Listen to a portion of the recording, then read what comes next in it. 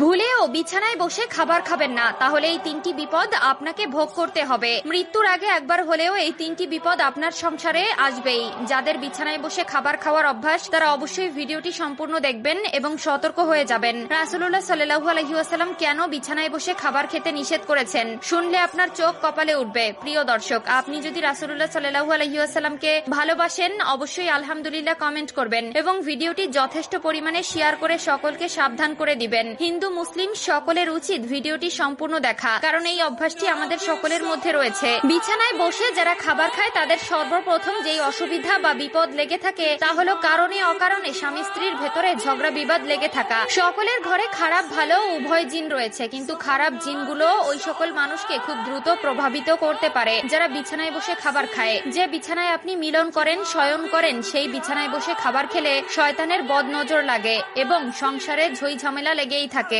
2 নম্বরে, যারা বিছানায় বসে খাবার খায় তাদের ঘরে সব সময় কেউ না কেউ অসুস্থ হয়ে থাকে।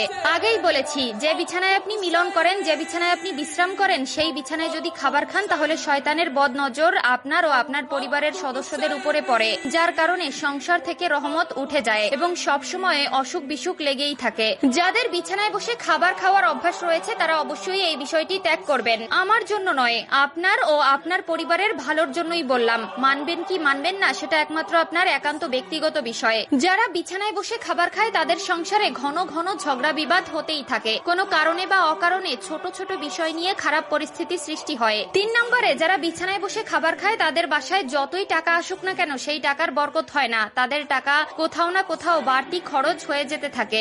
এক কথায় এই ধরনের ব্যক্তিদের উপর থেকে আল্লাহর রহমত উঠে যায় এবং আল্লাহর দেওয়া রহমতে বরকত তাদের উপর থেকে উঠিয়ে নেওয়া হয়। পবিত্রতা ইমানের অঙ্গ এবং যে খাবার আপনার জীবন বাঁচায় সেই খাবার অবশ্যই আপনার পবিত্র স্থানে বসে খাওয়া উচিত। খাওয়ার জন্য আলাদা ঘর বানানো উচিত বা রুম বাছাই করা উচিত। বিশেষ করে অবশ্যই ডাইনিং এ বসে বা ফ্লোরে বসে খাবার খাবেন, কিন্তু বিছানায় বসে কখনোই খাবার খাবেন না। যারা বিছানায় বসে খাবার খায় তাদের সংসারে এই 3টি বিপদ লেগেই থাকে। যদি বিশ্বাস না হয় তাহলে অবশ্যই মিলিয়ে দেখবেন। বিছানায় বসে খাবার খেলে এই 3টি বিপদ আপনার সংসারে আসবেই এবং কারো কারো সংসারে হয়তো এই 3টি আলামত চলমান। আমরা অনেকেই আছি অভ্যাসগত কারণে ঘুমানোর বিছানায় খাবার খাই, এটা একদম করা উচিত নয় এবং যদি আপনার ভেতরে এই ধরনের সমস্যা বা অভ্যাস থেকে থাকে অবশ্যই তা পরিহার করবেন। আল্লাহ তাআলা আমাদের সকলকে সঠিক বুঝ দান করুন, আমিন।